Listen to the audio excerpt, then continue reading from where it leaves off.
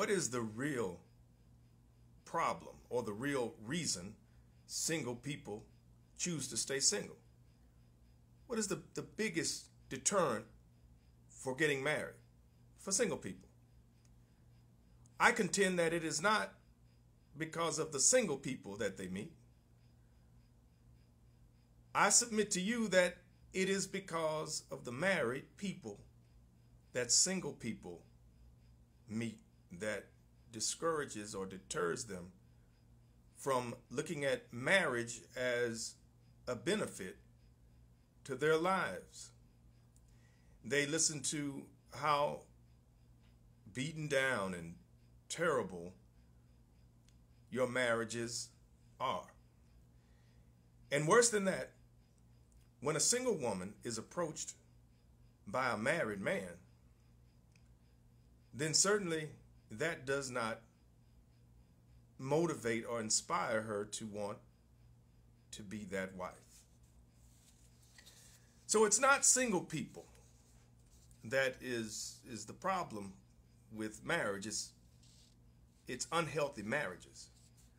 That's the root of the problem. Now, I want to highlight more specifically my generation, Generation X.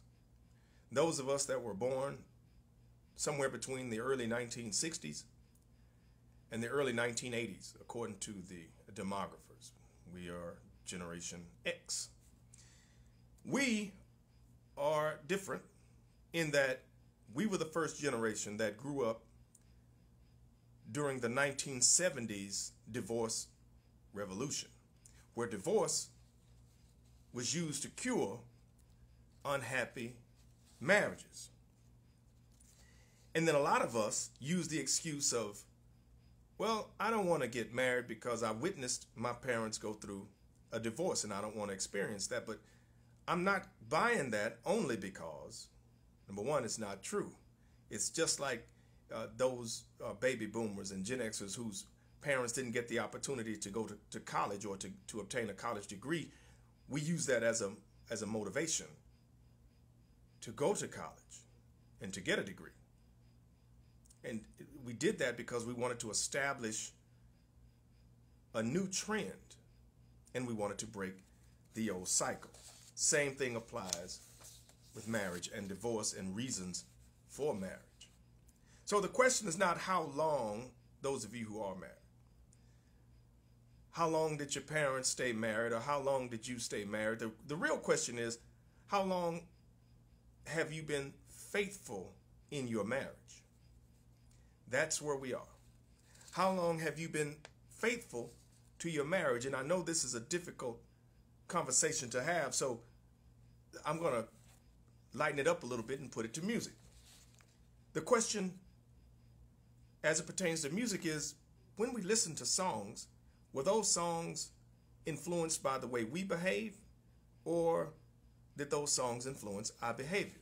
Now, I know songs can impact your mood and things like that, but I believe because of the time that we grew up and some of the songs that we listened to, that depicted clearly what was going on from a behavioral standpoint in that day and time. So let's look at our music. I want to read something that I wrote to you to try to make this point and establish some precedent. I hope I'm not moving too fast, but I have a couple of things I want to get to and let you guys go back to your day. But it was in 1969 that at the time Governor Ronald Reagan, governor of California, he issued the first no-fault divorce bill. He signed it. And subsequently, many other states across the country followed this legislation, which ultimately opened the floodgates to the divorce revolution of the 1970s. And even though the most popular songs of my childhood came from artists like Al Green with a series of hits such as Love and Happiness, I'm Tired of Being Alone, Let's Get Married, and Let's Stay Together. Now, these were the most popular love songs of the 1970s. However, ironically, one of the most popular love songs of the 1970s was a heartbreaking song about divorce written by Bobby Goldsboro called With Pen in Hand. Now, these well-written lyrics, with pen in hand, it put the devastation caused by divorce to music through the voice recordings of artists like Vicki Carr and later covered by Dorothy Moore. Divorce was used to cure the unhappiness caused by unhealthy marriages. Now let's take a look at our music. In the early 1980s, there was a group, Teddy Riley, Aaron Hall, and Timmy Gatlin, R&B group called Guy. And they wrote a song, A Piece of My Love. They performed this song. Now listen to these lyrics and see if this applies to the behavior of Generation X. It could apply to other generations, but I want to talk to my generation right now. Now I highlighted 10 red flags. It's a nice song. We groove to it. But listen to these lyrics. You can't have all of me. Red flag number 1, first verse. Number 2, in order. I'm not totally free. See, when a married man approaches a single woman, this is what he is saying. I can't tell you everything that's going on. Some of you say it's complicated. No, it's not. It's obvious. Number 4, red flag. There's a few things in my past. Now, this means more than one. That should not be explained. Now, I don't know what woman can accept this conversation. Yeah, it's a cool song. But he says it should not be explained.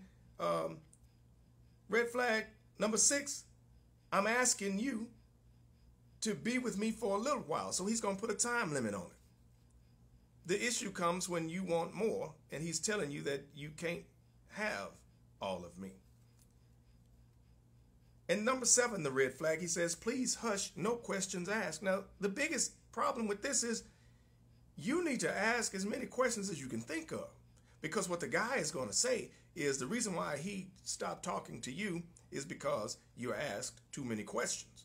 Which really, he's saying, man, she was eventually going to find out the truth. So I had to leave her alone. And then he says in number 8, red flag, you can have a piece of my love. And then the question should be, well, where's the rest of it? Number 9, he says, I do love you. And that is what hooks you. Those 3 words. So you hear me say more powerful than I love you are standards, behavior, and using good judgment. And then the second verse is the red flag number 10, where he says, I know that this is wrong.